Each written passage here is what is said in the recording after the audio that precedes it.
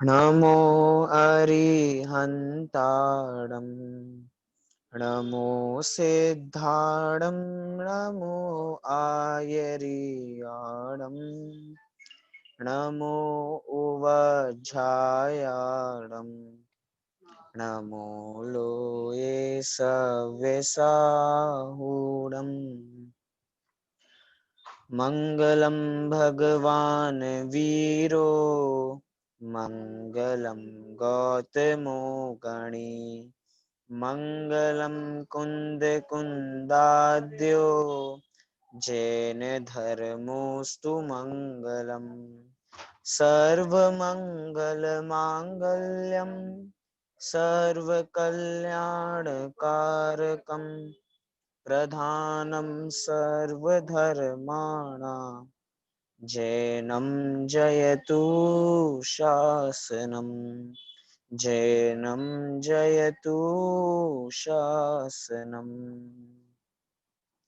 उत्तम क्षमा मार्दव आर्जव भाव हैं सत्य शौच संयम तप त्याग उपाव हैं आकिंचन ब्रह्मचर्य धर्म दश सार हैं चहुगति दुख ते काढ़ी मुकति करतार हैं चहुगति दुख ते काढ़ी मुकति करतार हैं।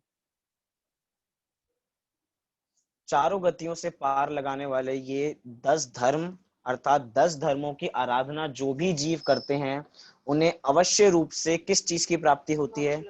मोक्ष रूपी लक्ष्मी की प्राप्ति होती है। मोक्ष वे अवश्य प्राप्त करते हैं। अब हम यहाँ पे 10 धर्मों की चर्चा करते करते कौन से धर्म पे पहुंचे हैं? 8वें धर्म पे पहुंचे हैं। कौन सा है 8वें नंबर का धर्म? उत्तम त्याग धर्म। कौन सा धर्म है ये? मात्र त्याग धर्म नहीं है, उत्तम त्याग, उत्तम शब्द लगाए अर्थात वास्तव में त्याग तो सम्यक दृष्टि जीवों को ही होता है। सम्यक दर्शन सम्यक ज्ञान सहित ही त्याग धर्म अंतरंग में चारित्र रूप की पर्याय रूप में प्रकट हो सकता है। इसीलिए मात्र सम्यक दृष्टियों को ही ये धर्म हो सकता है और किसी को नहीं हो सकता।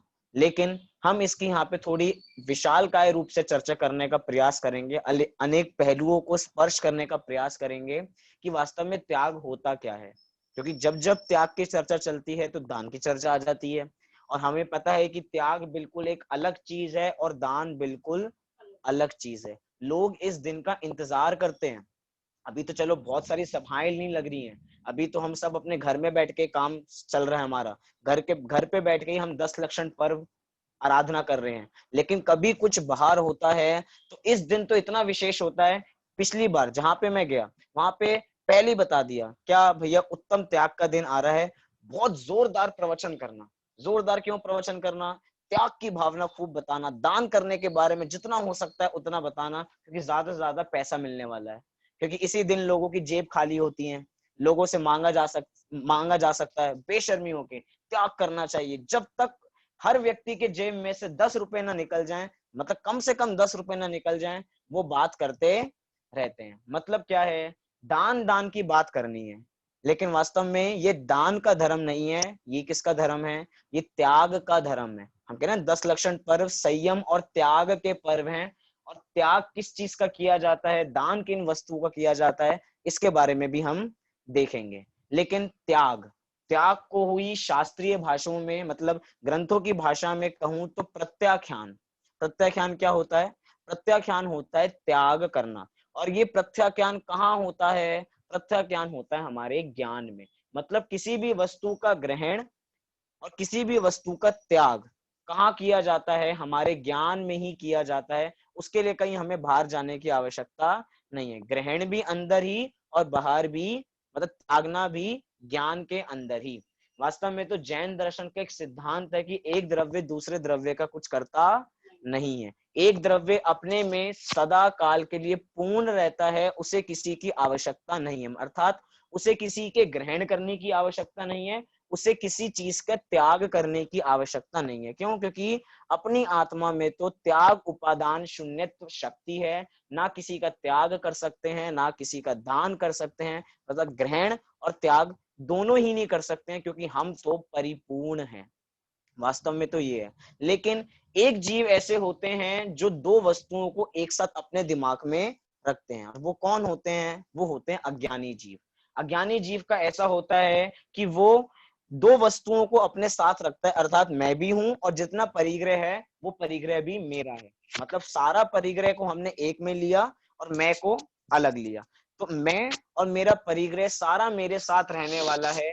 वो रहता तो ज्ञान में ही है, क्योंकि जो भी चीजें हैं वो तो अपने यथास्थान रखी रहती हैं, लेकिन उसका जो ममत्व का परिणाम होता है वो तो यहाँ होता है, और इसका त्याग भी अपने दिमाग में अर्थात अपनी बुद्धि के माध्यम से ही उसका त्याग होता है।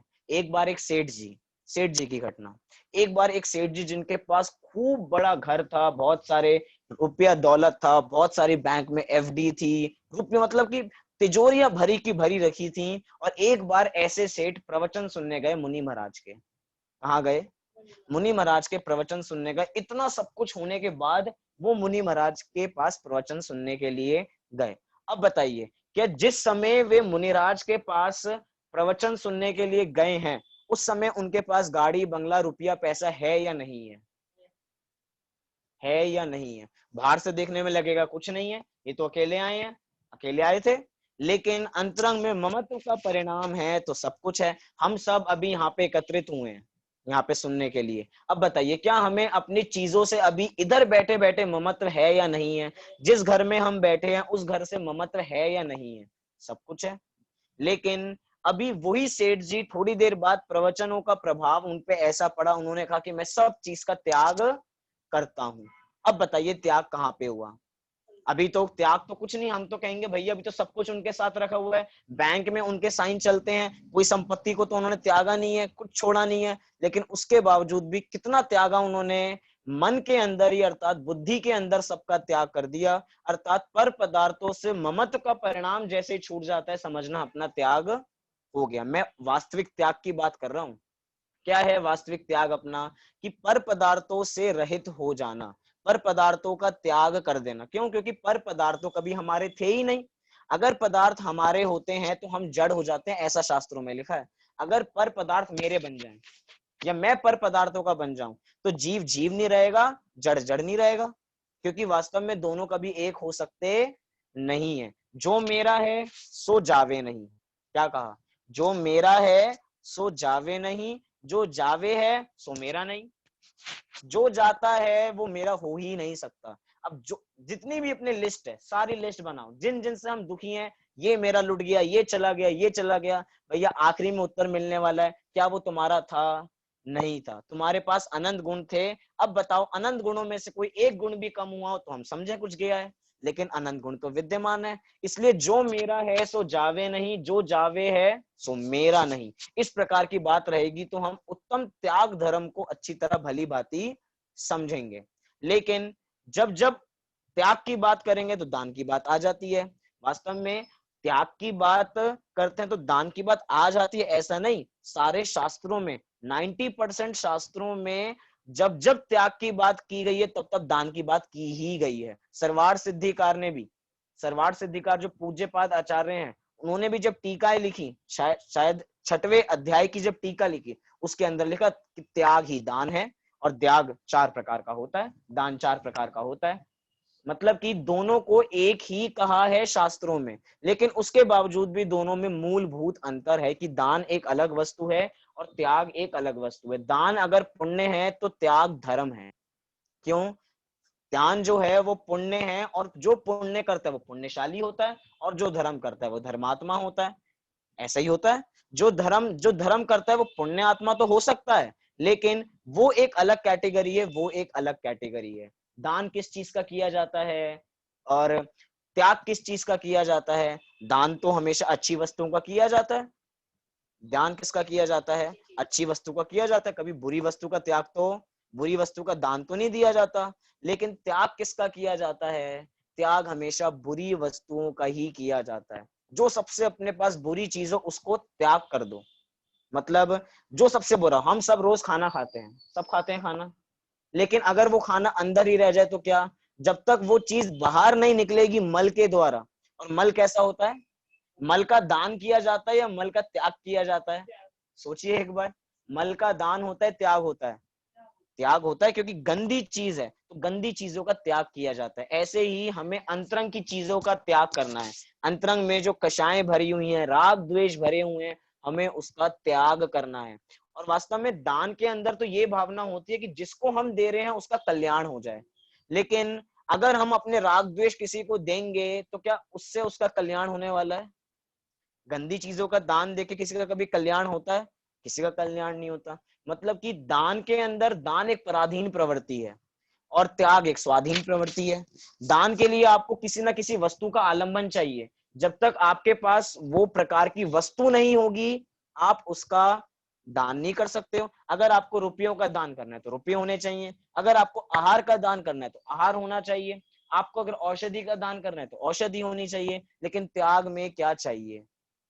त्याग में कुछ चाहिए। त्याग मतलब कि पहले मैंने इसे ग्रहण किया, अब मैं इसे त्याग करता हूं, ये मेरा त्याग हो गया।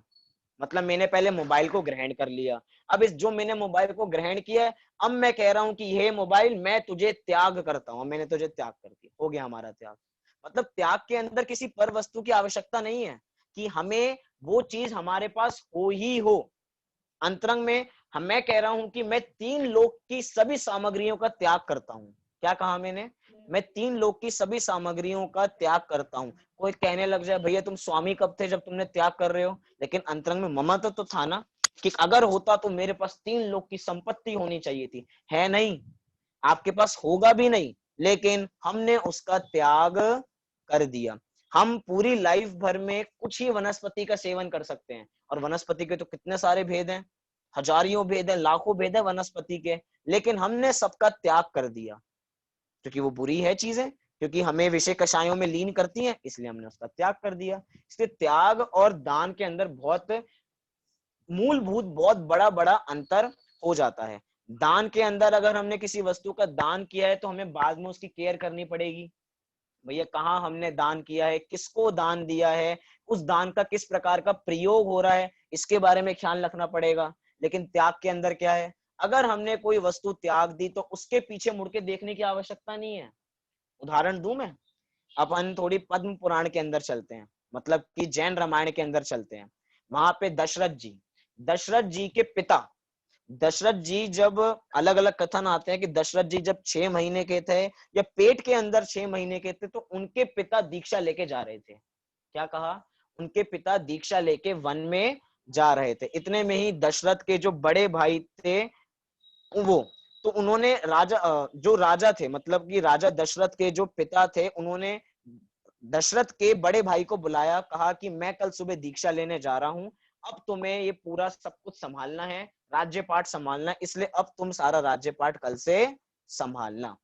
अब वहां पे जो उनके दशरथ के बड़े भाई थे, उन्होंने प्रश्न पूछा कि मैं आपसे बस 2 प्रश्न पूछता हूं, उसके बाद आप वन में चले जाना। जो अगर आप इस पूरे सुख सामग्री को छोड़ के जा रहे हो, जा तो रहे हो, छोड़ के चले भी जाना, लेकिन क्या इसमें सुख है? उन्होंने उत्तर दिया कि सुख तो इसमें नहीं है। तो बताइए, आप इसको त्याग के जा रहे हो और मुझे सौंप के जा रहे हो, जब आपको पता है कि दुखकारी है, तो मैं ऐसा इसको ग्रहण कैसे कर सकता हूं? मतलब जो बात आपको 50 साल में समझ में आई है, मैं अपने 5 समय भी व्यर्थ करना नहीं चाहता हूं, मैं कुछ नहीं देखना चाहता, मैं भी दीक्षा लेके वन में जाना चाहता हूं। मतलब जो चीज आपको बुरी लग रही है वही चीज मुझे सौंप के जा रहे हो, मतलब जिसका त्याग कर रहे हो वो मेरे लिए भला कैसे हो सकता है? और राजा दशरथ के पिता ने वहीं पे माता के गर्भ पे तिलक किया और मतलब राज्य छोड़ के वन की ओर चले गए। एक बार पीछे मुड़ के नहीं देखा कि मेरे राज्य का क्या होने वाला है, कौन इसको संभालने वाला है, कौन इसका उत्तरदायी होगा, इतना सब कुछ राज्य है मेरे पास, कुछ नहीं सोचा, छोड़ के चले गए। मतलब त्याग में पीछे मुड़ने की भावना नहीं होती, लेकिन दान में पूरी केयर करनी पड़ती है, किसको दान देना चाहिए, कैसे देना चाहिए, किस विधि से देना चाहिए। अच्छा, सम्यक दृष्टियों को तो दान देना चाहिए, क्या मिथ्या दृष्टियों को भी दान देना चाहिए? सोचिए, मिथ्या दृष्टियों को क्या हम दान दे सकते हैं? शास्त्रों में मिथ्या दृष्टियों को दान देने वालों को कहा कि भैया, मतलब तुम कुपात्र हो अगर मिथ्या दृष्टियों को दान देते हो तो। मिथ्या दृष्टियों को दान देने को इतना बुरा बताया कि मिथ्या दृष्टि जीव को अगर तुम अन्न आदि का भी दान करते हो तो समझना अपने मिथ्यात्व का पोषण कर रहे हो।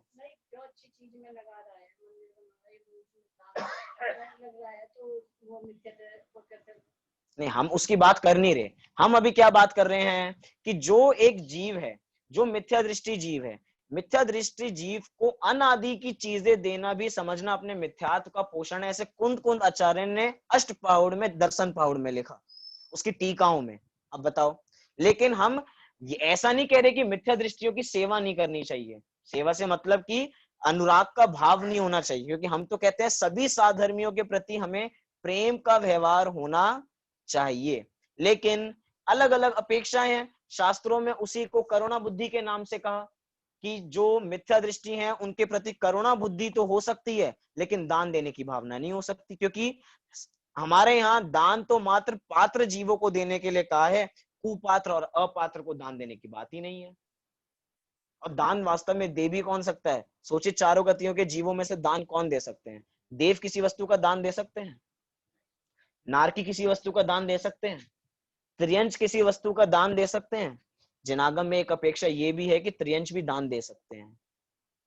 एक अपेक्षा है, मतलब कि वो क्या अपेक्षा है कि कोई पांचवे गुणस्थान वर्ती जीव, मतलब त्रियंच में संयत असंयत गुणस्थान में, जब वो सचित, क्या कहा, सचित त्याग प्रतिमा होती है ना, कि हमने सचित का त्याग कर दिया है, मतलब जिसमें बहुत जीवों की उत्पत्ति होती हो उसका हमने त्याग कर दिया। सचित त्याग प्रतिमा वाले जीव, पंचम गुणस्थानवर्ती जीव, वो भी पत्तों का त्याग कर देते हैं और उनके त्याग को दान की संज्ञा दी गई है।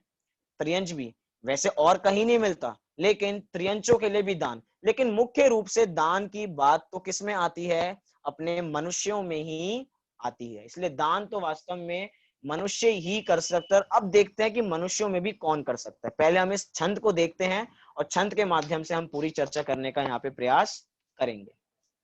देखिए, आप निकाल लीजिए 126 नंबर का पेज जिनेंद्र अर्चना में।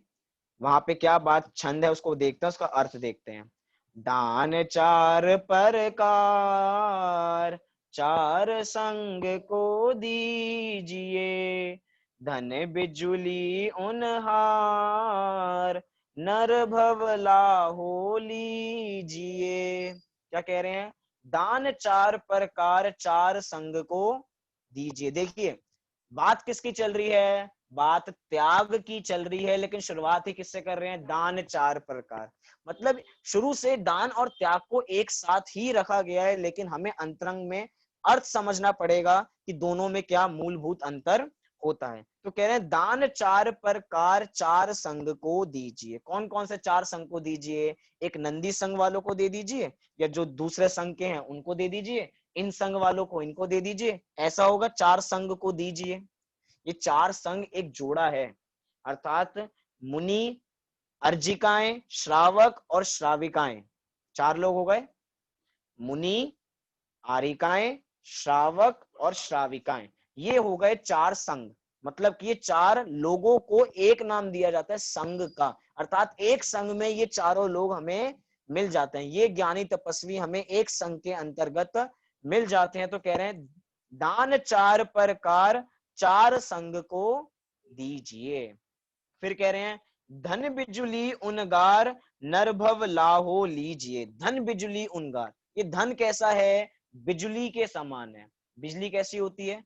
चमकती है और चली जाती है, चमकती है और चली जाती है। और ऐसे ही ये धन कैसा है? आता है और चला जाता है। आज पुण्य के उदय से धन है, लेकिन बाद में पाप का उदय आएगा तो पता लगे कुछ है ही नहीं अपने पास। अभी जितने गौरवान्वित होके फूल रहे हैं कि भैया हम तो बहुत सुख शांत से रहते हैं, तो भैया बिजली के समान है। मतलब ये बातें वैराग्य को भी पुष्ट कर रही हैं कि जिसकी ओर हमारा सबसे ज्यादा ममत्व है, कह रहे हैं वो तो बिजली के समान है। जैसे बादल छट जाते हैं ना, बादल छटने में कितना समय है? 2 मिनट, 2 मिनट भी ज्यादा, एकदम अलग हो जाते हैं। ऐसे ही पूरे जीवन काल में धन कैसा है? बिजली के समान है, कब चला जाए कुछ भरोसा नहीं है। इसीलिए इसका हमें दान करना चाहिए। क्या करना चाहिए? इसीलिए हमें इसका दान करना चाहिए, अपने पास हो या ना हो। क्या कहा? अपने पास अपना जीवन बचे या ना बचे, उससे पहले अपना जो कार्य है हम उसको सद कार्यों में लगा दें। मतलब जो अपना धन दौलत है, जो ये चंचल लक्ष्मी है, वो पाप कार्यों में जाने से अच्छा कोई अच्छे कार्यों में, शुभ कार्यों में जाए, तो वो हमें एक बार को पुसाता है, बढ़िया लगेगा, लेकिन वही धन संपत्ति पाप में जाए तो वो हमें पुसाता नहीं है, हमें पसंद आता नहीं है। गजब बात तो ये है, ये पाप आता, ये पैसा कहाँ से आता है, धन कैसे आता है, पाप से आता है। हम जितनी आजीविका करते हैं, किसी प्रकार की भी आजीविका हो, सब में पाप होते हैं।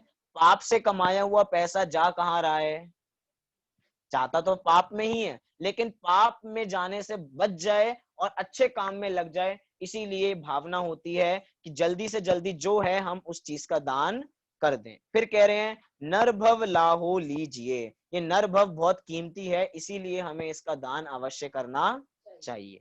फिर कह रहे हैं उत्तम त्याग कहो जग सारा, औषध शास्त्र अभय आहारा, निहचे राग द्वेष निर्वारे, ज्ञाता दोनों दान संभारे।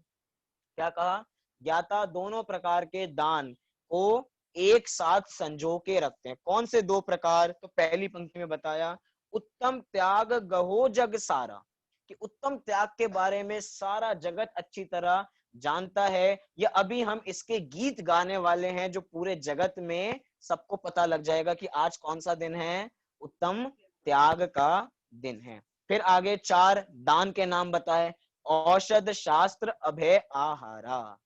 कौन से, इसका क्रम छंद के अनुसार अलग है, लेकिन सबसे पहला कौन सा है, आहार दान, फिर औषधि दान, ज्ञान दान और अभय दान। इस प्रकार के इन चार दानों का क्रम है। आइए थोड़ा इन दानों का हम स्वरूप समझते हैं। आहार दान को ही सबसे पहला नंबर क्यों दिया, किसी और को दे देते। आहार दान सबसे पहला क्यों, क्योंकि आहार एक ऐसी चीज है जो हर रोज चाहिए पड़ती है, लेकिन बाकी तीन चीजें रोज नहीं चाहिए। क्यों, क्योंकि शास्त्र हम किसी को रोज दान नहीं कर सकते हैं, शास्त्र किसी को रोज दान नहीं कर सकते। बात अभय की, अभय जो जीव भय में होगा उसको ही अभय दान दिया जाएगा, और अभय दान भी हर समय हम किसी को दे सकते नहीं है। औषधि दान, भैया हम तो चाहते ही नहीं किसी को कोई रोग हो, कम से कम औषधि देने पड़े, ऐसा प्रयास रहता है, इसीलिए औषधि दान भी हम सबको हमेशा नहीं कर सकते। लेकिन ये आहार दान कैसा है, जो हमेशा ही किया जाता है, अर्थात रोज की काम है, इसलिए आहार दान की पहले स्थान पे रखा। मैं ये नहीं कह रहा कि आहार दान सबसे बड़ा दान है, अभी उसकी बात हम अलग करेंगे, लेकिन दान को पहले क्यों रखा, क्योंकि ये चीज रोज करने वाली वस्तु होती है, इसीलिए इसको सबसे पहले स्थान पे रखा गया है। क्योंकि आहार एक ऐसी वस्तु है जो मुनिराज रोज करते हैं, जो रोज कर रहे हैं, मतलब जिनका उपवास जिस प्रकार का है, जिसके जैसे नियम चल रहे हैं उसके अनुसार कर रहा है, लेकिन एक बार वे आहार दिन में लेते हैं, खड़े खड़े आहार लेते हैं, और श्रावक उनको आहार देता है, और वास्तव में श्रावक उनको आहार दे रहा है, तो श्रावक का भी कोई ना कोई व्रत पल रहा है उसके अंदर। सोचो कौन सा व्रत है वो, श्रावक के 12 प्रकार के व्रत है ना, श्रावक के 12 व्रतों के बारे में विचारिए, कौन सा वो व्रत है, अतिथि संविभाग नाम का व्रत है, कि अतिथियों का सत्कार करना, जो हमारे घर आए हैं अतिथि बनकर, जिनकी आने की कोई तिथि निश्चित नहीं है, उनके लिए आहार देना, ये क्या है, अतिथि संविभाग नाम का व्रत है। और आहार दान हम दे ही रहे हैं। अब इसकी भी बहुत अलग प्रकार की विधि है कि आहार दान, शास्त्रों में लिखा, जिन जिन जीवों के घर में मुनिराजों का आहार दान नहीं होता वो शमशान के समान है। क्या कहा, जिन घरों में मुनिराजों का आहार दान नहीं होता वो शमशान के समान है, मतलब बुरे से बुरा वचन भी कहा गया है कि जिनके घरों में आहार नहीं होता मुनिराजों का, क्योंकि कितना महापुण्य का उदय होगा कि हमारे घर पे छठे सातवें गुणस्थान वर्ती मुनिराज घर पे आए और हम उनको आहार दान दें। और ये भी अलग प्रक्रिया है इसकी भी, क्योंकि हमारे मुनिराज कभी भी उद्देश्य से बना हुआ आहार ग्रहण करते नहीं है, और श्रावक भी कभी किसी के उद्देश्य से बनाते नहीं है। दोनों ही बातें हैं। देखिए हमें क्या लगता है कि एक ही साइड से है, लेकिन ये दोनों साइड से हम देखेंगे कि श्रावक कभी भी मुनिराज के लक्ष्य से भोजन नहीं बनाते हैं, और मुनिराज कभी भी उद्देश्य से बना हुआ भोजन ग्रहण नहीं करते हैं। अच्छा बताइए, मुनिराज को कैसे पता लगेगा कि हमने उनके उद्देश्य से बनाया हुआ है? उन्होंने क्या कोई स्पाई लगा रखे हैं पीछे से, कोई वो कॉप्स लगा रखे हैं जो हमारे पीछे से आके घर में देखते हो कि तुमने उद्देश्य से बनाया नहीं बनाया है? ऐसा तो कुछ नहीं करते हैं। तो कैसे पता लगाते हैं भैया? घर में आते हैं तो घर की हालत देख के पता लग जाती है कि उद्देश्य से बनाया है या बिना उद्देश्य से बनाया है। कैसे पता लग जाती है? सोचिए, हम आपके घर चाय पीने आए, रात को नहीं, कभी दिन में आए, तो क्या दिन में आपके घर हम चाय पीने आए, घर देख के हमें पता लग जाएगा कि आपने तैयारी कर रखी है बिना तैयारी। हम अपने मेहमानों के घर जाते हैं, उनको पता होता है कि हम आने वाले हैं, तो क्या होता है, पूरा घर बिल्कुल साफ होता है, पूरे हर घर की एक एक चीज हर जगह व्यवस्थित लगी होती है। और अगर हम बिना बताए चले जाएं तो हमें असलियत पता लग जाती है, कितने गंदगी में रहते हैं, इधर उधर चीजें पड़ी रहती हैं, अलमारियों में ठूस देते हैं, छुपा के रख लेते हैं, हमें पता लग जाता है। मतलब कि अतिथि हैं, बिना बताए आते हैं और श्रावकों को भी पता नहीं होता कि वे हमारे घर आने वाले हैं। लेकिन जो श्रावक होते हैं वे पहले से ही भोजन तो अपने लिए बनाते हैं। क्या कह रहा हूं?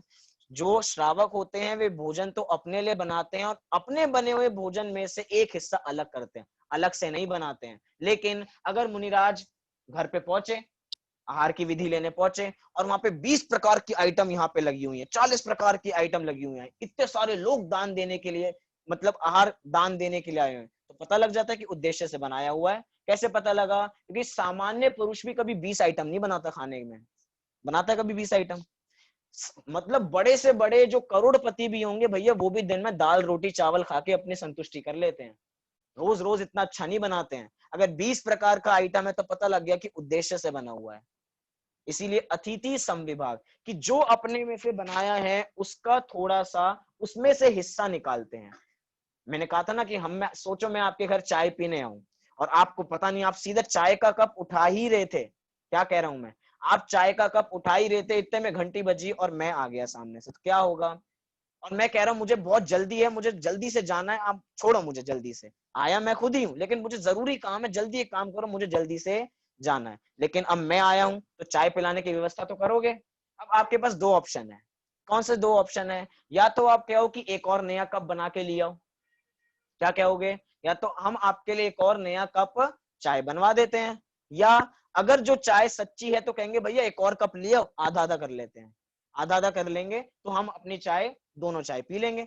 कम पियेंगे तो क्या हो गया, ऑफिस में लंच खोला, दोस्त आ गए, ठीक है भैया बाहर जाने की क्या जरूरत है, अपने पास लंच है, आधा आधा कर लेते हैं, दोनों का पेट भरा जाएगा। अब बताइए वात्सल्य किसमें ज्यादा है? वो नई चाय का एक कप बनवाने में ज्यादा वात्सल्य है या आधी आधी करने में ज्यादा वात्सल्य है? किसमें ज्यादा प्रेम है? दोस्त को होटल में खिलाना वात्सल्य है कि भैया अपने पास टिफिन है उसमें से आधा आधा खिला देते हैं? अब बताओ किसमें ज्यादा वात्सल्य है? उसमें ज्यादा वात्सल्य कि हम आधा आधा कर लेते हैं। ऐसे ही अतिथि समविभाग, छोटी सी चीज है बहुत, लेकिन कितना बड़ा उद्देश्य है, साइंटिफिक उद्देश्य है कि प्रेम वात्सल्य बढ़ता है। इसीलिए जो श्रावक होता है वे अपने बनाए हुए भोजन में से कुछ हिस्सा मुनिराज के लिए पहले से ही अलग करके रखता है। और देखें तो मुनिराज किस हिंसा के त्यागी होते हैं? आरंभी हिंसा के त्यागी होते हैं। आरंभी हिंसा क्या होती है? जिन कार्यों में बहुत उठापटक की जाती है, जिस कार्य में बहुत प्रकार की हिंसा होती है, खाना बनता है तो बिना हिंसा के बन सकता है क्या? नहीं बन सकता। अब मुनिराज किस हिंसा के त्यागी हैं? मुनिराज आरंभी हिंसा के त्यागी हैं, और अगर उनके निमित्त से भोजन बनाया जाएगा तो उनकी भी हिंसा, मतलब उनको भी उसका दोष लगेगा, और वे दोष तो हो नहीं सकता उनके साथ। इसीलिए वो उद्दिष्ट आहार को उद्दिष्ट आहार को ग्रहण नहीं करते हैं। लेकिन श्रावक तो अभी आरंभी हिंसा का पूर्ण रूप से त्यागी नहीं हुआ है, वो तो अभी एक देश उसने त्यागा है, इसीलिए वो तो आरंभ करते हैं और अब भोजन बनाते हैं। बनाते अपने लिए हैं, क्या कहा? बनाते अपने लिए। ये हमेशा सोच के रखना पूरे आहार के संदर्भ में, बनाते अपने लिए और उसमें से एक अंश साइड में निकालते हैं। तो ये हुआ पूरा अपना किसके संबंध में? आहार दान के संबंध में, कि आहार दान भी कितना बड़ा, मतलब दान के संदर्भ में पहले नंबर पे क्यों लिया। एक पॉइंट मुझे और ख्याल आया कि त्याग और दान को हमेशा क्यों जोड़ा जाता है, क्योंकि त्याग में भी निवृत्ति की भावना होती है और दान में भी निवृत्ति की भावना होती है, कि दान में भी कुछ छोड़ा जाता है, छोड़ा तो दान में भी जाता है, लेकिन वो बात अलग है कि हम किसको दे रहे हैं, वो सब अलग है, लेकिन निवृत्ति का भाव तो उसमें भी होता है। अब बताइए वो आहार दान के अंदर निवृत्ति का भाव कैसे आया? अगर हम मुनिराज के लिए अलग से आहार बना रहे हैं तो भैया ये तो अलग से बनाया है ना, इसमें आपने क्या त्यागा? आपने तो कुछ त्यागा ही नहीं, आपने तो कुछ दान दिया ही नहीं। अपने में से देना, कोई करोड़पति 1 करोड़ का दान कर दे तो कोई महत्व नहीं है, लेकिन जो अपनी संपत्ति पूरी हो उसका पूरा त्याग कर देना, उसका कुछ अंश ही त्याग कर देना, वो एक अलग बात है। इसमें त्याग की भावना है, इसमें दान की भावना है, दोनों ही सम्मिलित हैं, समझना चाहिए। बहुत विशाल है आहार दान का भी स्वरूप, नवधा भक्ति पूर्वक होता है। कैसे आहार दान देना चाहिए उसकी विधि की हम कभी और चर्चा करेंगे, लेकिन अभी हमने आहार दान का स्वरूप यहाँ पे समझा। चलिए अगले दान की ओर आगे बढ़ते हैं। कौन सा दान है अगला? औषधि दान। औषधि दान क्या होता है? मैं इन सभी की विकृत स्वरूप की बात नहीं कर रहा हूं, क्योंकि विकृत स्वरूप में बात करेंगे तो एक एक दान की विस्तार से चर्चा करेंगे। औषधि के संबंध में बात करूं तो किसी जो बीमार व्यक्ति हो मात्र उसको औषधि देना, ये औषधि दान नहीं है। या एक हम मंदिर के बगल में औषधालय खुलवा देते हैं, उससे सबको औषधि मिलती रहेगी तो औषधि दान होता रहेगा। वो भी उपचार से कह सकते हैं वो औषधि दान है, लेकिन दान किसको करना है? पात्र जीवों को करना है। और पात्र जीव कौन होते हैं? सम्यक दृष्टि जीव पात्र जीव होते हैं, मिथ्या दृष्टि जीव पात्र जीव होते नहीं। अब बताइए कितने ही औषधालय, ठीक है उनका नाम भी औषधालय बराबर ही है क्योंकि उधर औषधि मिलती है, लेकिन वो औषधि दान के अंतर्गत नहीं आ सकता। उपचार से आ जाए लेकिन वास्तव में उसके अंतर्गत नहीं आता है। अब इसका थोड़े सा स्वरूप की चर्चा करते हैं औषधि दान के संदर्भ में। क्या होती है औषधि दान? अगर कोई मुनिराज शिथिल हो रहे हो, उनकी ज्ञान तपस्या में थोड़ा विघ्न आ रहा हो, वे जितना मतलब जितना प्रयोजन भूत है उतना तो तप करते ही हैं, लेकिन अतिरिक्त तप नहीं कर पा रहे हो किसी कारण, तो अब शिथिलता आ रही है, तो गृहस्थों को लगता है कि भैया हमें उनकी मदद कर देनी चाहिए, हमें थोड़ी भोजन में औषधि मिला देंगे तो वे पूरे सही हो जाएंगे। सब एक बार इधर ध्यान दीजिए तो अपनी चर्चा पूरी हो पाएगी। क्या बात कर रहे हैं कि औषधि दान हमने किसी को दिया तो मुनिराज को हमने औषधि दी, सम्यक दृष्टि जीव को भी देते हैं, लेकिन अभी हम यहाँ पे मुनिराज के परिप्रेक्ष्य में बात कर रहे हैं। मुनिराज को औषधि दी तो हमें कैसे पता लगेगा कि मुनिराज बीमार है? सोचिए, क्योंकि हमें तो पता ही नहीं कि मुनिराज बीमार है, हम कैसे उनकी सेवा करेंगे? तो भैया इसके भी अलग अलग कारण है, पता लग जाता है मुनिराज कैसे, मतलब मुनिराज बीमार है कैसे पता लगेगा? वो भी है, वो किस मतलब कि वो परिस्थिति अलग है, उसके बारे में बात करेंगे। अभी पहले क्या बात कर रहे हैं कि बाहर के लक्षण देख के ही पहचान में आ जाता है। कुछ डॉक्टर्स ऐसे नहीं होते, नफ्स पकड़ते हैं और पूरा बता देते हैं कि तुम्हें क्या बीमारी है। कुछ शारीरिक लक्षण देख के बता देते हैं कि आपको क्या बीमारी है, दूर से देखेंगे और पता लग जाएगा क्या क्या बीमारी है। तो ऐसे ही श्रावक जो होते हैं, उनमें भी जो ज्ञानी श्रावक होते हैं, वे पहचान लेते हैं कि भैया ये सामने मुनिराज को ये बीमारी है और हम मुनिराज को उसमें नहीं देख सकते, इसीलिए हम उनको औषधि भोजन में मिला के दे देते हैं। और वो औषधि भी ऐसा नहीं कि हम महाराज से पूछ लें, महाराज जी आपको क्या बीमारी है, हम आप बीमार हो तो हम आपको कुछ मिला के दे देते हैं। क्यों? क्योंकि उद्देश्य का त्याग है, उद्देश्य से बनी हुई औषधि का भी ग्रहण नहीं करने वाले हैं, इसीलिए ये औषधि दान है। और दूसरा इसका स्वरूप है कि असाधारण परिस्थितियों में, मतलब ऐसी परिस्थितियां जहां पे बिल्कुल ही टॉलरेट ना हो सके, वहां पे उसी संघ के कोई दूसरे मुनिराज आते हैं और उन जिन घर में हो रहा होता है, आहार हो रहा होता है, उनको बता देते हैं कि इनको ये बीमारी है, इसका आप औषधि दे दीजिए, उससे ये सही हो जाएंगे, लेकिन इनको बताना मत। लेकिन ये कब होता है? ये होता है बिल्कुल असाधारण परिस्थितियों में, हमेशा की बात नहीं है, हमेशा की बात नहीं है। असाधारण परिस्थिति, वो विशेष प्रकार की परिस्थिति बनती होंगी कि उन्हीं परिस्थितियों में बताया जाएगा, अन्य परिस्थितियों में वे भी महाराज जी भी किसी को बताते नहीं है। तब हमने तो कहा ना, महाराज अपने में भी आपस में एक दूसरे से बात नहीं करते हैं अधिक। क्यों नहीं करते हैं? भैया बात करेंगे तो क्या बात करेंगे? ज्ञान ध्यान की बात करेंगे, और अगर ज्यादा बातें करने लग जाएंगे तो फिर तो वही चीजें याद आएंगी, भैया तुम किस घर से आए थे, तुम्हारा कौन सा गांव था, तुम्हारे कितने भाई थे, तुम्हारी कितनी बहन थी, पूरे परिवार का चिट्ठा खुलेगा अगर अधिक बात करेंगे तो। क्योंकि जहां रहते हैं एक साथ वहां पे राग का प्रसंग बन सकता है।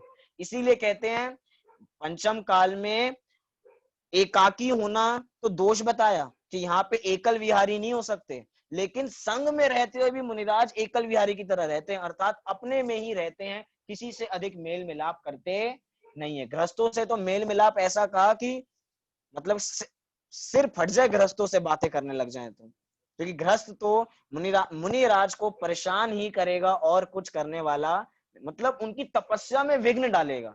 इसीलिए गृहस्थों से तो दूरी बताया है, बस आहार चर्या के समय पे जो गृहस्थों से मुलाकात होती है मात्र उतनी हो, उससे ज्यादा नहीं होनी चाहिए। ये हुआ पूरा अपने औषधि दान के संदर्भ में। अगला कौन सा दान है अपना? ज्ञान दान। ज्ञान दान क्या होता है अपना? ज्ञान दान क्या है अपना? ज्ञान का दान करना। श्रावक की तो हमने कह ही दी, मैंने क्या कहा था शुरुआत में कि हम मुनिराज के परिप्रेक्ष्य की बात कर रहे हैं। सम्यक दृष्टि जीवों को भी औषधि दे ही जाती है, वो तो उद्देश्य से भी दे सकते हैं, वो तो उद्देश्य से भी दी जाती है। मैं तो कहूँ उद्देश्य से ही दी जाती है, क्योंकि अभी ऐसी भूमिका नहीं है।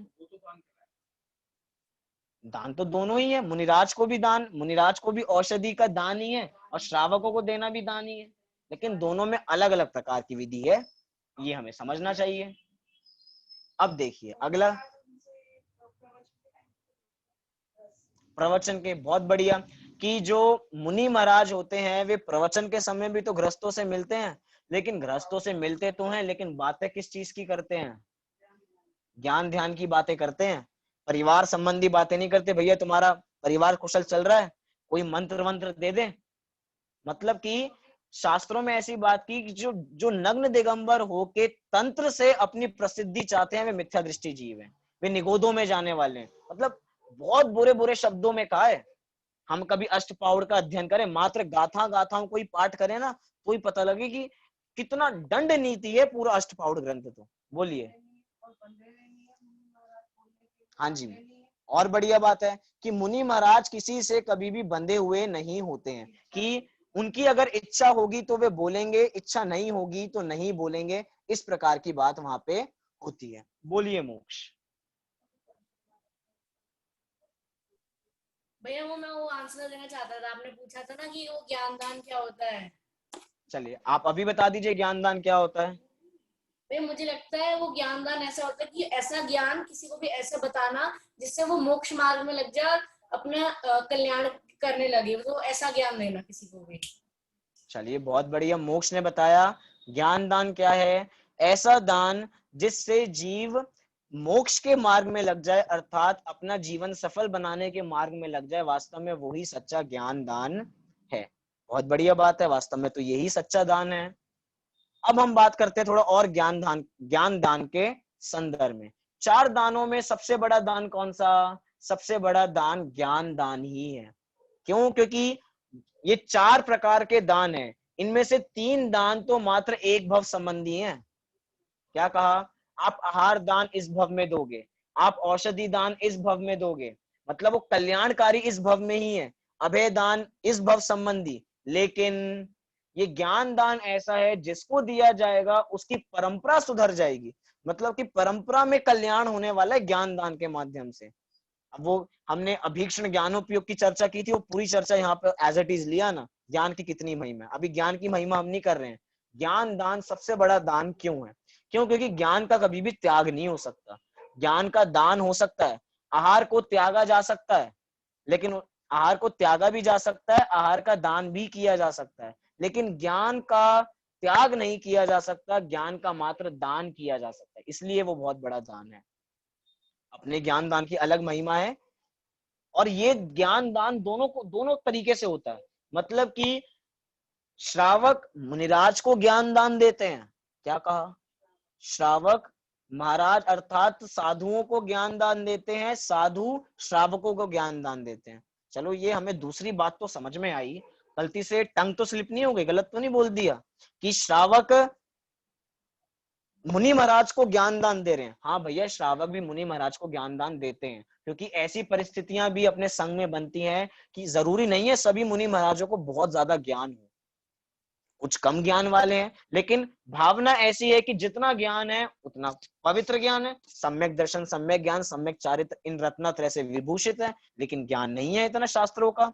तो जितने भी विद्वान हैं, जितने भी पंडित हैं, वे भी उनको पढ़ा सकते हैं, पढ़ाते हैं, वो भी उनको ज्ञान दान देते हैं। लेकिन श्रावकों को ज्ञान दान इस प्रकार का नहीं है। श्रावकों का ज्ञान दान किस प्रकार का है? श्रावक लोग जितनी भी जिनवाणी होती हैं वे महाराज आदि को देते हैं, अर्थात मुनि महाराज को देते हैं, शास्त्र आदि भेंट करते हैं, यही उनका ज्ञान दान है।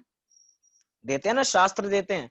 अभी की परिस्थितियों में तो शास्त्र दान कुछ बचा ही नहीं है। क्यों? क्योंकि आज आज की डेट में तो शास्त्र इतने सारे हो गए हैं। आज की तो एक में हम एक ग्रंथ कुछ आ जाए, एकदम एक दिन में लाखों की छपाई हो जाती है, इतने सारे हो जाते हैं। सब कुछ ऑनलाइन चल रहा है। इधर से देना है तो एक पीडीएफ दे दी हमने, आपने मेरे से कोई ग्रंथ मांगा, मैंने पीडीएफ दे दी, तो ज्ञान दान हो गया। मतलब आजकल तो इतनी बात नहीं है, लेकिन पहले चलिए, थोड़ा पहले के समय में चलिए, जिस समय में चीजें लिखी नहीं जाया करती थी, मतलब कि एक चीज की प्रतिलिपि करने में इतनी दिक्कत जाया करती थी कि समस्या, मतलब कि लिपिकार बहुत कम हुआ करते थे। सोचिए, हमने किसी ग्रंथ की लिपि करने को दी और वो पहले से कोई काम कर रहा हो, किसी किसी की लिपि कर रहा हो, तो भैया 2 महीने बाद नंबर आएगा। क्यों? क्योंकि पेन तो होते नहीं कि एकदम लिख लें हम कॉपी में, वो मुश्किल से धीरे धीरे लिखा जाएगा, ध्यान ध्यान से एक एक शब्द को देख के, क्योंकि अपन को, क्योंकि जो लिपिकार है उनको बाद में पैसे भी तो मिलेंगे, और कहीं कुछ गलती की तो उसके पैसे कटेंगे, फिर पैसे कम हो जाएंगे। मतलब कितनी बारीकी से काम किया जाता है। इसीलिए उस समय ज्ञान दान का बहुत महत्व था कि जो चीज हो उनको बराबर किसी को शास्त्रों की भेंट करना। अगर चलिए ठीक है, हम शास्त्रों की भेंट महाराज को करेंगे, अर्थात मुनि महाराज को हम शास्त्रों की भेंट करेंगे, तो क्या वो अपने पास रखेंगे? रखेंगे। चलो रख भी लिया, क्योंकि 3 चीजें वे अपने पास रख सकते हैं, शास्त्र रख सकते हैं, कमंडलू रख सकते हैं, पिछी रख सकते हैं। लेकिन कितने शास्त्र अपने पास रखने वाले हैं? कितने रखने वाले हैं? क्योंकि सबकी भावना है कि मुनि महाराज को शास्त्रों का भेंट की जाए। हमारे घर में 6 लोग बैठे हैं, वो 6 ग्रंथ दे दें, समय सार जैसे मोटे मोटे ग्रंथ। अब बताइए, मुनि महाराज कहाँ अपने साथ लेके चलेंगे? एक हाथ में पिछी होती है, एक हाथ में कमंडलू होता है। अब बताओ कहाँ पे? एक थोड़ी सी पोटली ले लेंगे अपने हाथों में, ग्रंथ, भैया बहुत सारे ग्रंथ हमें मिल गए हैं, ये अपने साथ अलमारी रख लेंगे, एक जहां जहां हमारा विहार हो रहा है वहां वहां हमारे शास्त्र की अलमारी चल रही है हमारे साथ। कुछ ऐसा होने वाला है? नहीं होने वाला। अब बताओ फिर मुनि महाराजों को शास्त्र दे के क्या बात करनी है? क्योंकि जिस शास्त्र से हमारा कल्याण होने वाला है, जिसमें जिनवाणी माता, मतलब कि तीर्थंकर की वाणी लिखी है, वो हमेशा कल्याणकारी होते हैं, इसलिए उसकी दान की बात यहाँ पे की जाती है। और दोनों ही एक दूसरे को प्रकार का दान कर सकते हैं। यूं कहूं कि अगर अभी के बात में बात करूं, बर्थडे आते हैं सबके, बर्थडे पे क्या गिफ्ट दिया जाए? बड़ी दिक्कत होती है। महाराज जी उस महाराज जी उसको वहीं पे छोड़ के वहीं चले जाते हैं, क्योंकि उस प्रति राग तो है ही नहीं, और श्रावक उसको वहीं से उठा के उसकी विनय करके अपने पास रख लेते हैं। इस प्रकार की बात होती है। लेकिन अब हम यहाँ पे बात करें बर्थडे, क्योंकि बर्थडे तो चलता है, लेकिन अब बर्थडे पे गिफ्ट क्या दिया जाए? क्या दिया जाए? हम तो लौकिक चीज ढूंढते हैं, आज ये दे दिया, अरे पिछली बार तो साड़ी दे दी थी, इस बार सूट दे देते हैं, या इस बार हमने कुछ क्रॉकरी सेट दे दिया था, इस बार कुछ और दे देते हैं। क्या है ये? सच्ची में कोई गिफ्ट देना है? अगर दान देना है तो इसका दान करो शास्त्रों का। किसी को गिफ्ट दो तो ऐसा दान दो जिससे भव का अभाव हो सके, ऐसा गिफ्ट नहीं जिससे भव बढ़े। क्यों? क्योंकि अगर आप उन चीजों को नहीं दोगे तो वो खुद भी खरीदने वाले हैं। आप क्या समझते हो कि हम उनको कपड़े देंगे तभी वो कपड़े पहनेंगे? भैया कपड़ों की आवश्यकता तो उनको वैसे भी है, नग्न नहीं रहने वाले हैं। नहीं दोगे तब भी पैसे देके खुद खरीदेंगे। लेकिन एक शास्त्र ऐसी चीज होती है जो खुद पैसे देके कोई नहीं खरीदना चाहता, सब चाहते हैं कि फ्री में मिल जाए। और फ्री की चीज की कदर नहीं होती है, उसकी कोई वैल्यू नहीं करता। इसीलिए शास्त्रों का हमारे यहाँ मूल्य तो बहुत कम होता है। दान दातार ऐसे होते हैं जितनी छपाई होती है उससे भी आधे दामों में कर देते हैं। 10-10 रुपए के ग्रंथ, 20-20, वो भी मात्र कितने हैं? वो भी छपाई का खर्चा है, कमाई उसमें कुछ नहीं है। लेकिन इतना कुछ करने के बावजूद भी उन शास्त्रों को पढ़ने वाले नहीं है। अब बताओ, इसलिए हमें उनकी महिमा तो विशेष रूप से करनी चाहिए। तो ये क्या हुआ अपना ज्ञान दान। चलिए आगे बढ़ते हैं। अगला दान कौन सा है? अभय दान। अभय दान का ही दूसरा नाम क्या है? किसी को पता है? वसति का दान। क्या है उसका दूसरा नाम? बोलिए तो तभी तो याद होगा। बोलिए। वसति का दान। अभय दान का दूसरा नाम क्या है? वसति का दान। क्या होता है वसति का दान? इसके संदर्भ में हम देखते हैं। देखिए, हमारे मुनिराजों की इतनी विरक्ति होती है हर प्रकार से कि वो कहीं भी अधिक देर के लिए रुकते नहीं है। अगर कोई बड़ा नगर है तो उसके अंदर सीमा बताइए, कितने दिन रुकेंगे? 5 दिन। सीमा मतलब कितने दिन रुक सकते हैं। अगर कोई बड़ा नगर है तो वहां पे 5 दिन रुक सकते हैं, और कोई छोटा गांव है तो उसमें 3 दिन रुक सकते हैं। इससे ज्यादा रुकने की उनकी कोई बात नहीं है। अच्छा, चौथे काल में ऐसा होगा, पंचम काल में नहीं। नहीं, सभी कालों में ऐसा नियम है। बड़े शहरों में 5 दिन और छोटे गांव में 3 दिन, इससे ज्यादा वे कहीं पे रहते नहीं है। क्यों नहीं रहते हैं? क्योंकि हो सकता है अंतरंग में ममत का परिणाम आ जाए। 5 दिन रहेंगे, क्योंकि बड़ा शहर है तो उसके हिसाब से 5 दिन हो गया, छोटी जगह है तो 3 दिन हो गया। अगर वहां के साधर्मी जन पसंद आने लग गए तो वे बहुत सेवा भाव करते हैं, तो चलो यहीं पे रुक जाते हैं। अब इसकी एक कहानी याद आ रही है, सुना देता हूँ जल्दी से। एक बार एक गुरु और शिष्य, कौन थे?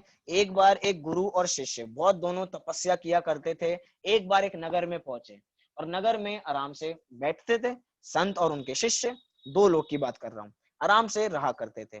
खूब दान मिला करता था, खूब ऐशो आराम से रहा करते थे, मतलब सब अच्छी तरह से चला करता था। लेकिन जो संत थे वो थोड़े ज्यादा विरक्ति प्रकृति के थे, और जो शिष्य था उसके मन में थोड़ा सा राग था। अब संत जी ने कहा चलो अब इस शहर को छोड़ के हम आगे बढ़ते हैं। तो संत उनके शिष्य ने कहा कि महाराज जी थोड़ी देर और रुक जाते हैं, इधर इधर दान अच्छा मिलता है, इधर भोजन अच्छा मिलता है, इधर पैसे अच्छे थोड़े से मिलते हैं, रुक जाते हैं, और जगह तो हमारी कदर नहीं होती है, थोड़ा सा रुक जाते हैं। ऐसा कहा। लेकिन उनके जो गुरु थे उन्होंने कहा कि हमें इधर रुकना नहीं है। लेकिन उसके बावजूद भी जो उनके शिष्य थे उन्होंने अपनी पोटली में थोड़े से पैसे बचा के अपने पास रख लिए। ठीक है, पैसे बचा के रख लिए।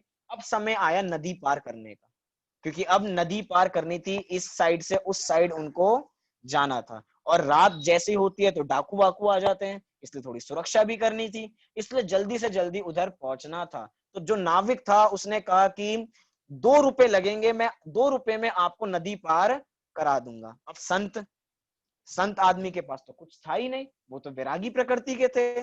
लेकिन मन में जो शिष्य थे उनके मन में आया, देखो मेरे पास पैसे तो हैं, लेकिन अगर मैं बता दूंगा तो क्या होगा, मेरा राज खुल जाएगा। इसलिए वो चुप रहे, उन्होंने कुछ नहीं किया। इतने में फिर नाविक बोला, जल्दी करो, रात हो जाएगी तो हम यहाँ से निकल भी नहीं पाएंगे, जाना है तो जाओ, नहीं तो नहीं। अब शिष्य को डर लगा, उन्होंने कहा, अपनी जेब में से 2 रुपए निकाले और दिए, और नाव पूरी नदी पार करके अपने दूसरे नगर में चले गए। कहानी तो अपनी मात्र इतनी ही है। तो इसका रिजल्ट क्या निकला इस कहानी का, कि देखिए महाराज जी ने बाद में, जो संत थे उन्होंने अपने शिष्य को क्या समझाया, देखिए जो तुमने अभी संग्रह करके रखा था ना, वास्तव में कुछ काम नहीं आया। क्योंकि उससे पहले शिष्य संत को कह चुके थे, देख लो महाराज जी, आपने कुछ रखते नहीं ना अपने पास, मेरे पास था तो आप आज नदी पार कर पा रहे हो। इसलिए मैं कहता हूँ ऐसी जगह पे रहना चाहिए जहां पे कुछ अपने पास धन संपत्ति हो। तो सामने से संत जी ने कहा, भैया कुछ भी हो, तुम्हें उस चीज का दान अर्थात तुम्हें उस चीज का त्याग ही करना पड़ा, तभी हम नदी पार कर पाए। अगर तुम उस चीज का त्याग नहीं करते तो हम नदी पार कर पाते नहीं है। मतलब कि संग्रह कोई जीव करता है तो समझता है कि वो सुखी हो जाएगा। संग्रह करने का नाम सुखी है? ऐसा नहीं है।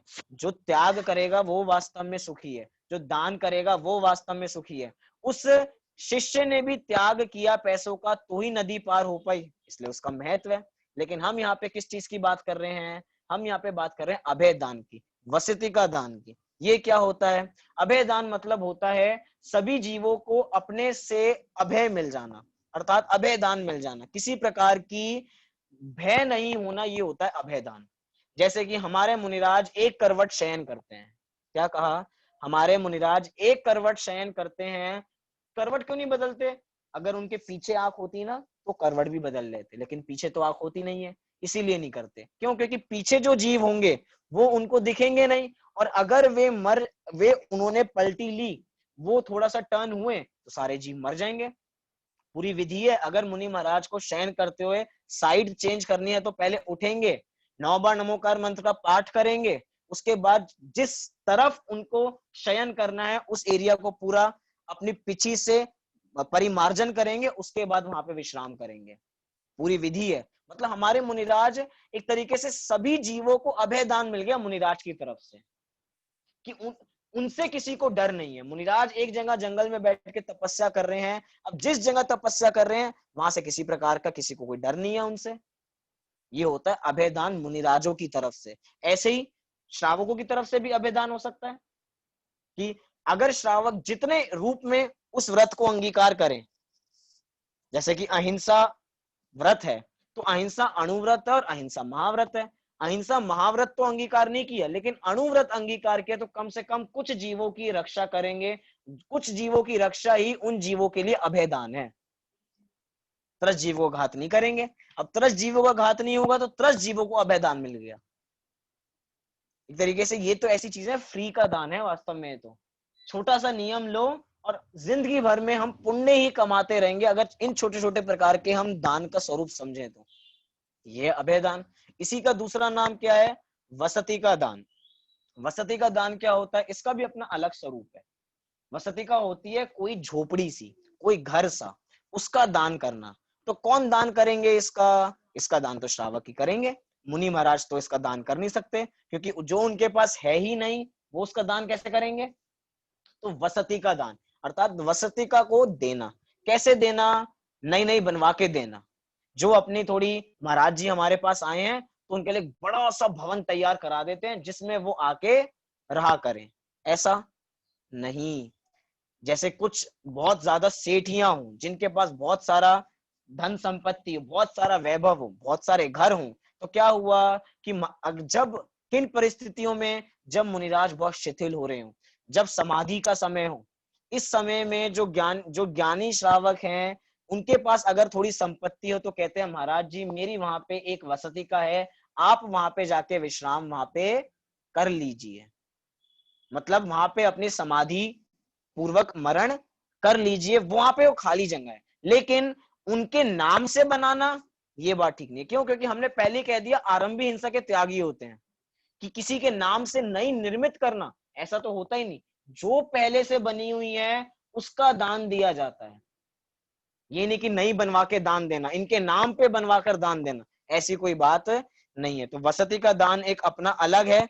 वास्तव में तो मुनि महाराज चातुर्मास के दिनों में एक जगह रहते ही हैं, वो उनकी मजबूरी है कि चातुर्मास आता है, क्योंकि इन दिनों में 4 महीनों में बहुत जीवों की हिंसा होती है, बारिश का समय होता है, अनेक जीवों की उत्पत्ति होती है, इसलिए इन 4 महीनों में तो वो एक स्थान पर रहते ही हैं। लेकिन कभी और रहना पड़े तो किन परिस्थितियों में, अगर कोई बहुत बुरा रोग उनको लग गया हो या ऐसा कुछ समय समाधि का समय आ गया हो, तो ही वो वसतिका आदि में जाके रहते हैं, अन्यथा जाके वहां पे रहते नहीं है। और वास्तव में ये वसतिका भी ये नहीं कि बिल्कुल नगरों में होती है, बिल्कुल दूर जंगलों में जो होंगी उनमें। क्यों? क्योंकि वहां पे भी वो चाहते हैं कि समाधि में, जब जिस समय समाधि मरण हो रहा हो उस समय अनेक लोग इकट्ठे ना हो। क्यों? क्योंकि समाधि में समता रखनी चाहिए, और अगर अनेक लोग इकट्ठे हो जाएंगे तो समता कैसे रखेंगे? अनेक लोग, छोटे छोटे लोग पूछने लगे महाराज जी आप कैसे हैं, महाराज जी आप कैसे हैं, सबका जवाब देने बैठेंगे, हाँ मैं आज तो थोड़ा ठीक महसूस कर रहा हूँ लेकिन कल ऐसा हो गया था, ऐसा जवाब देंगे वो सबको? समता में रहने के लिए अलग स्थान पे जाते हैं। इतनी बात है। वैसे मुनिराजों का तो बहुत स्वरूप है। देखिए, मुनिराजों को जंगल में ही रहना चाहिए ऐसा कोई नियम नहीं है। क्या कहा? मुनिराजों को जंगल में ही रहना चाहिए ऐसा कोई नियम नहीं है, वे नगर में भी रह सकते हैं, ऐसा भी हमें शास्त्र आज्ञा देते हैं। लेकिन हमने तो हमेशा चर्चा यही सुनी है कि मुनिराज तरुतल की पेड़ों के नीचे जाके तपस्या कर रहे हैं, जंगल में बैठ के तपस्या कर रहे हैं। भैया जब लड्डू खाने ही हैं तो फीके लड्डू क्यों खाएं?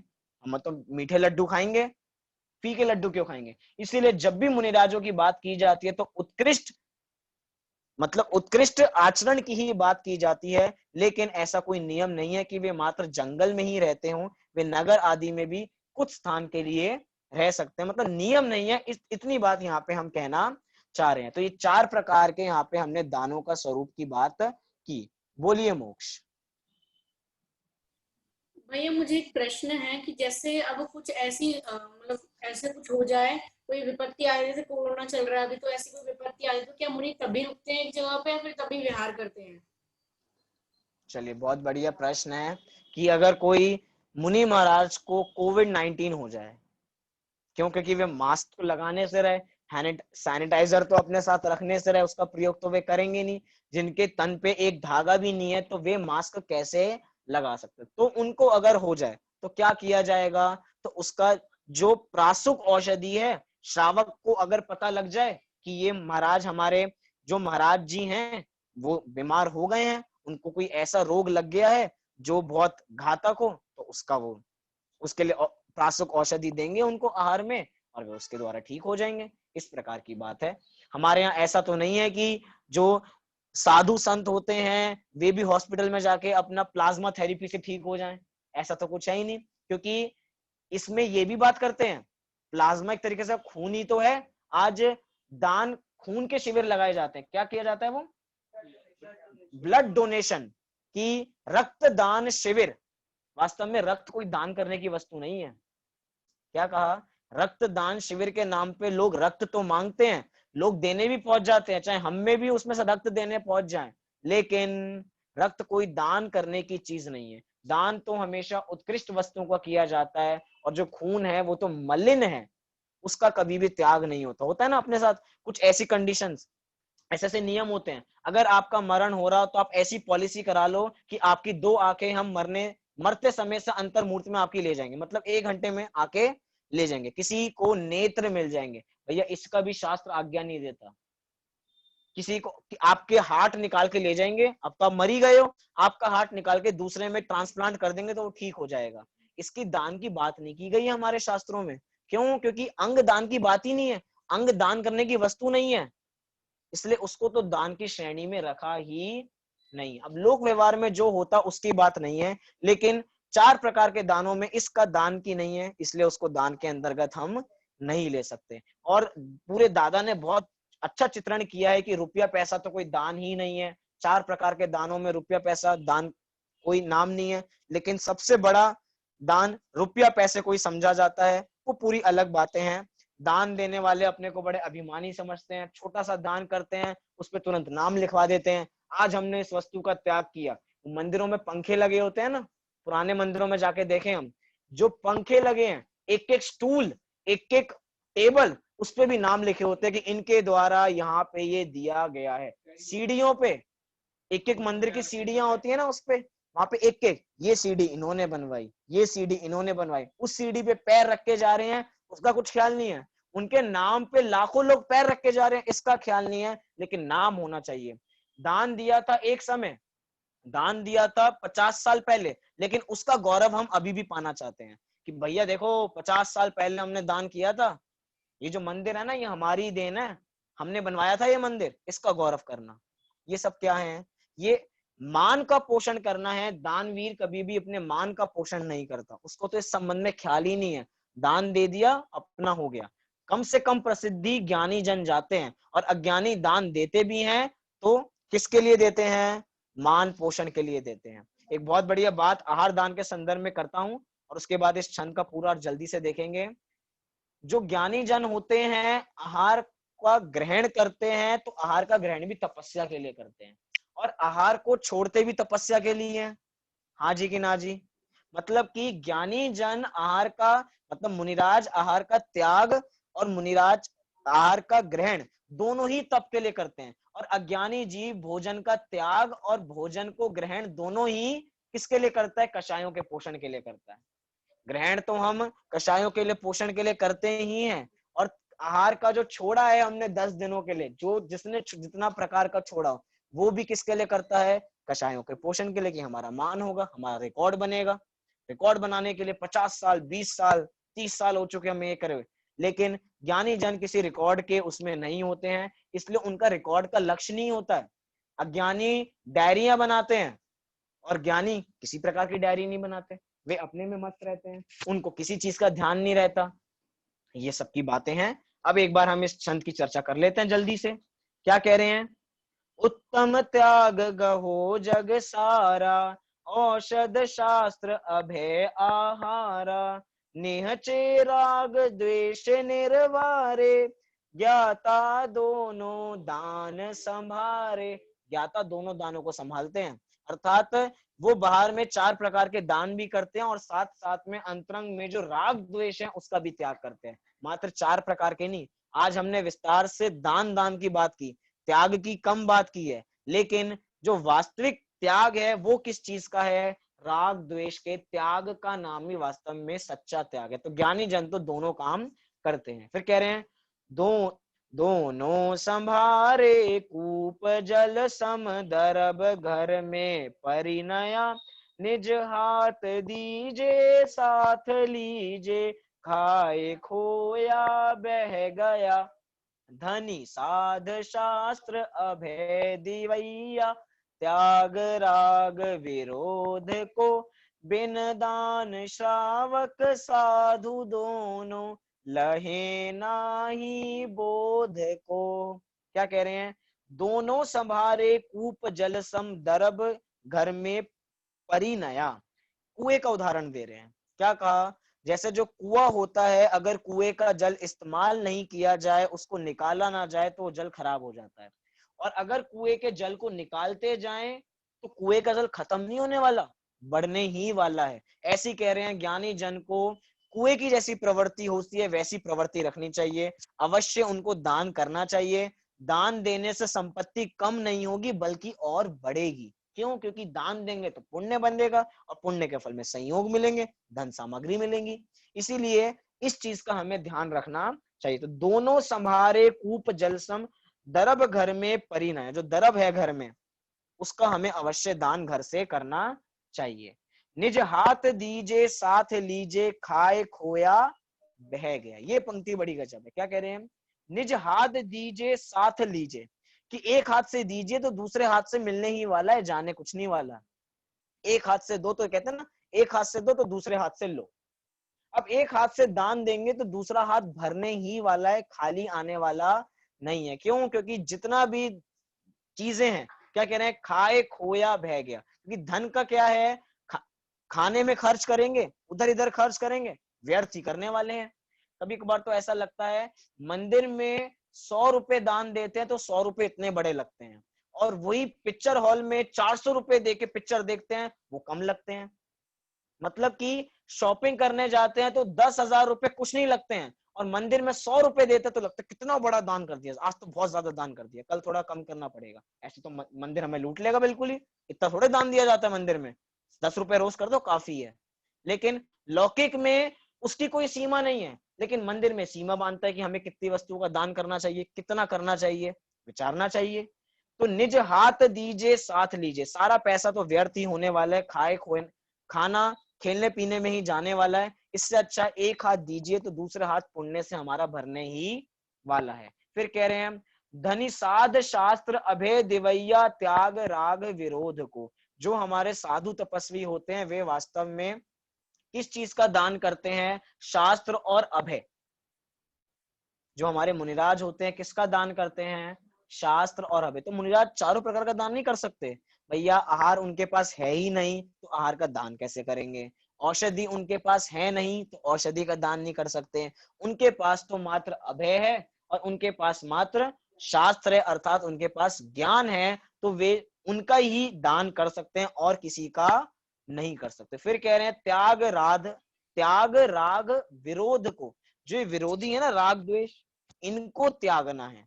हमारे मुनिराज इसको त्यागते हैं।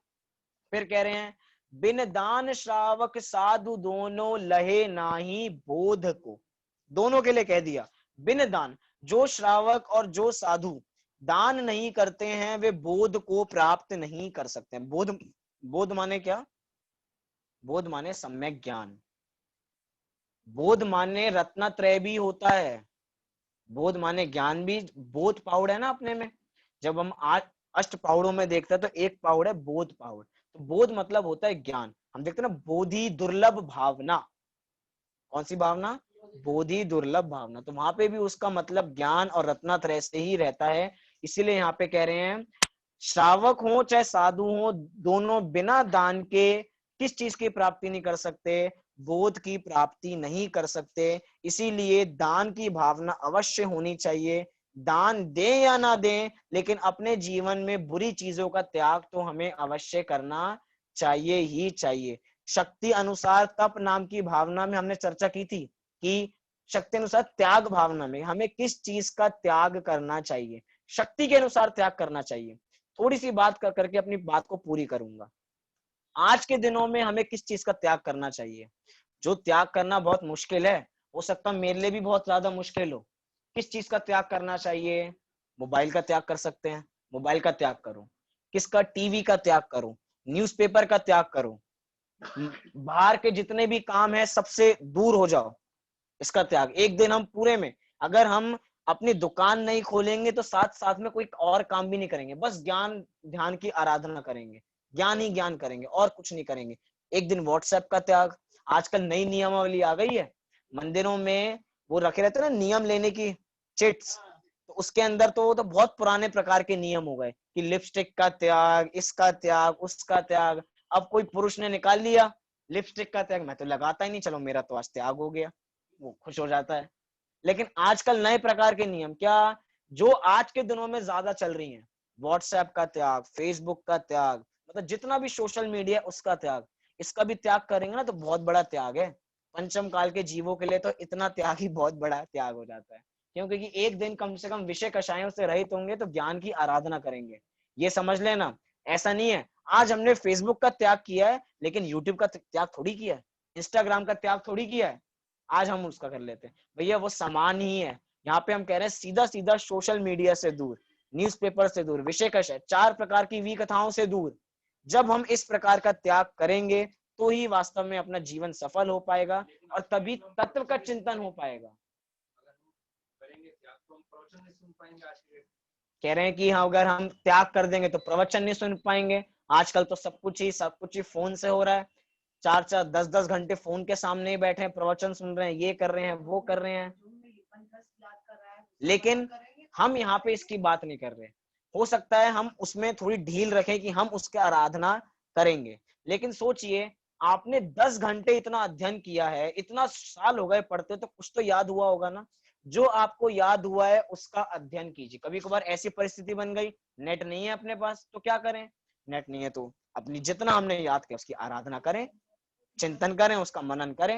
मतलब इस प्रकार हम अपना जीवन संयमित बनाएं, तप करें, त्याग करें। और कल हम आकिंचन की बात करेंगे, और आकिंचन और ब्रह्मचर्य वास्तव में एक ही सिक्के के दो पहलू हैं। उसमें बात करेंगे परिग्रह के त्याग करने की बात को, और विशेष प्रकार की बात हम कल करेंगे। कल हम अंतिम 2 कारण भावनाओं की चर्चा भी करेंगे और अपनी बात को पूरी करेंगे। बोलिए मोक्ष।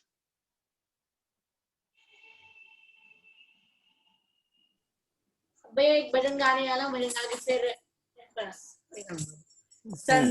साधु बन के विचरू वह घड़ी कब आएगी, चल पड़ू मैं मोक्ष पथ में वह घड़ी कब आएगी। हाथ में पीछी कमंडल ध्यान आत्म राम का, छोड़कर घर बार दीक्षा, छोड़कर घर बार दीक्षा की घड़ी कब आएगी। संत साधु बन के विचरू वह घड़ी कब आएगी। आएगा वैराग्य मुझको इस दुखी संसार से, त्याग दूंगा मोह ममता वह घड़ी कब आएगी। संत साधु बन के विचरू वह घड़ी कब आएगी, चल पड़ू मैं मोक्ष पथ में वह घड़ी कब आएगी।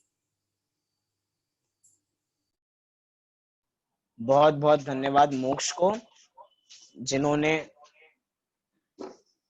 जिन्होंने अभी ये भजन प्रस्तुत किया।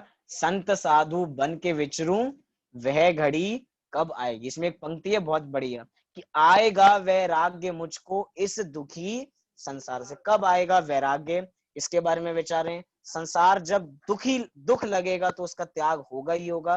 तो वास्तव में तो इस दिन हमें संसार रूपी रोग का त्याग करना है, तो संसार रूपी रोग का हम त्याग करें और मोक्ष रूपी लक्ष्मी का वरण करें।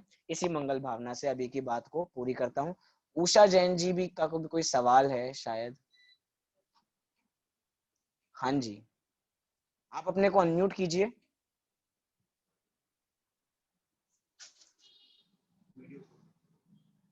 शायद उन तक आवाज नहीं जा रही है, शायद गलती से हैंड रेज हो गया है। चलिए ठीक है, अभी की बात को हम यहीं पे पूरी करते हैं। सभी लोग 9 बार नमोकार मंत्र का पाठ करेंगे।